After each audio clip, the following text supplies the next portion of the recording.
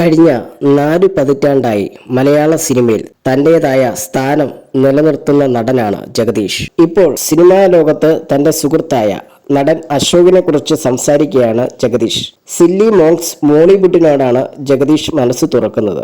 In Harinagar മുതലാണ് ഞാനും അശോകനും ഒന്നിക്കുന്നത്. അന്നു മുതൽ ഇന്നു വരെ ഞങ്ങൾ നല്ല സുഹൃത്തുക്കളാണ്. ഓരോ ദിവസവും ഞാൻ ഓരോ പുതിയ കാര്യങ്ങൾ അശോകനിൽ നിന്നും പഠിക്കുന്നുണ്ട്. ഇതുവരെ എനിക്ക് അയാളെ മുഴുവനായി മനസ്സിലാക്കാൻ പറ്റിയിട്ടില്ല.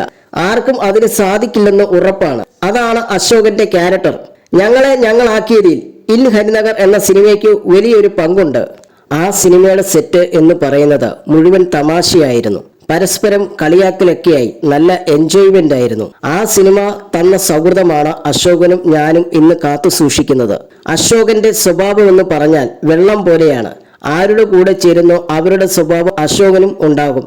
നന്മയുള്ളവരുടെ കൂടെ ചേർന്നാൽ അങ്ങനെ, അല്ലാത്തവരുടെ കൂടെ ചേർന്നാൽ അവരുടെ സ്വഭാവം അശോകന് വരും, ജഗദീഷ് പറഞ്ഞു.